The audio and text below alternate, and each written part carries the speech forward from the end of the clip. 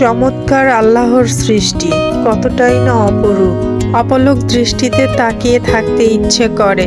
এ যেন প্রকৃতির রূপের মায়াজাল। রূপ রঙে সেজে আছে প্রকৃতির পরিবেশ। তো আজকে তোমাদের সাথে এই প্রকৃতির রূপে রাঙানো পরিবেশটি শেয়ার করব। আশা করি ভালো লাগবে। স্কিপ না করে পুরো ভিডিওটা দেখতে থাকো বন্ধুরা।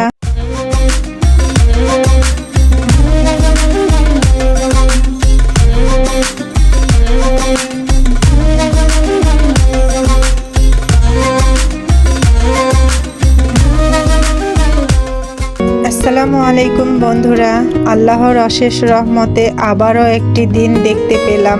আল্লাহর কাছে লাখো কোটি শুকরিয়া জানাই আরও একটা দিন আমাকে দেওয়ার জন্য।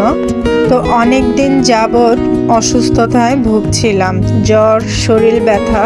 তো জ্বরটা কমে গেছে প্রায় 3 সপ্তাহ আগেই, কিন্তু শরীর ব্যথা এখনো পর্যন্ত যায়নি। পায়ের পাতাগুলো বিশেষ করে ভীষণ ব্যথা করে। তো হাঁটার জন্য বেরিয়েছিলাম। তো হাঁটতে হাঁটতে রাস্তার পাশ দিয়ে যেতেই চোখে পড়লো এরকম অপরূপ আল্লাহর সৃষ্টির মহিমা, যেটা দেখে আমি না দাঁড়িয়ে পারলাম না।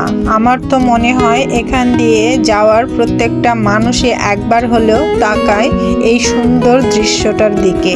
তো এই ফুলগুলা হলো শাপলা ফুল, মানে লাল শাপলা। অনেকে রক্তজবা শাপলা বলে থাকে, অনেকে পদ্ম শাপলা বলে থাকে।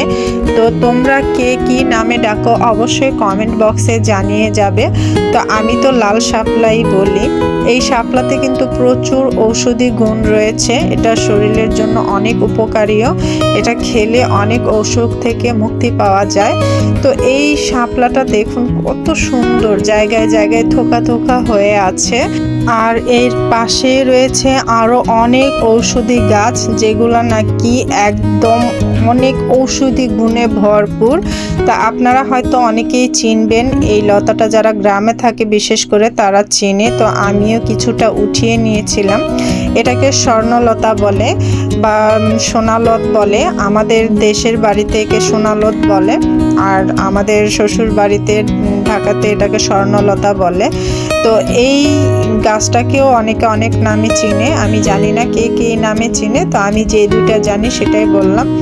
তো আমি কিছুটা উঠিয়ে নিয়েছি, কিন্তু বারবার দৃষ্টি যেন আমাকে আকর্ষিত করছে সেই ফুলগুলা। এই শাপলা ফুলগুলো আমাকে বারবার আকর্ষণ করছে।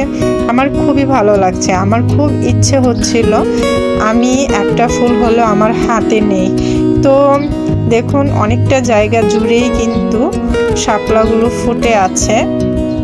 এটা রাস্তার পাশেই, খুব দেখতে মানে এতটা সুন্দর। আর এই শাপলা ফুল কিন্তু সকালবেলায় ফোটে, বিকেলে কলি হয়ে থাকে। বিকেলে কিন্তু এই ফুটন্ত শাপলা দেখতে পাওয়া যায় না। আমি প্রায় 8টা নাগাদ হাঁটতে বেরিয়েছিলাম। এই শাপলাগুলা দেখে দাঁড়িয়ে গেলাম, আর বেশি দূর হাঁটতে যাইনি।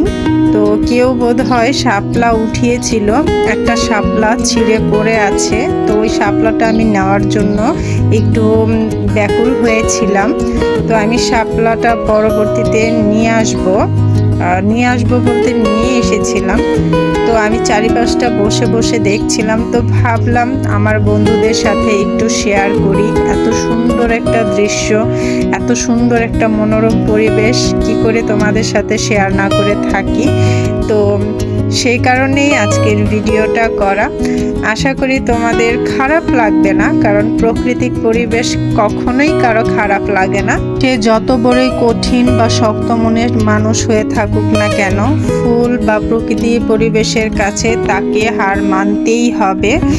তো আল্লাহর কি অপরূপ সৃষ্টি! পৃথিবীর সমগ্র সৃষ্টি মানব জাতির জন্য করে রেখেছে, আর আমরা মানব জাতিরা আল্লাহর কাছে শুকরিয়া আদায় করতেও ভুলে যাই। আল্লাহ পাকের কাছে কিন্তু আমরা চাইলেই প্রতিনিয়ত শুকরিয়া আদায় করতে পারি। তো বন্ধুরা দেখো, অবশেষে আমি কিন্তু ফুলটা নিয়ে আসতে সক্ষম হয়েছি। পাশের থেকে একটা ডাল ভেঙে ডাল দিয়ে টেনে নিয়ে এসেছিলাম। তো আল্লাহর সৃষ্টি কতই না সুন্দর, কতই না মনোরম পরিবেশ, কতই না রূপে রাঙানো প্রাকৃতিক পরিবেশ। আমাদের জন্য এই পৃথিবীতে কত কিছুই না আল্লাহ পাক করে রেখেছে। এত সুন্দর একটা পরিবেশ যা রেখে আসতে ইচ্ছেই করছিল না, কিন্তু কি আর করার, গিয়েছি হাঁটতে। অবশেষে বাসায় চলে এলাম। বাসায় নিয়ে এসেছি। দেখো বন্ধুরা, বাসায় নিয়ে এসে এটাকে দেখছিলাম আর ভাবছিলাম এত সুন্দর কেন পৃথিবীর সব সৃষ্টি।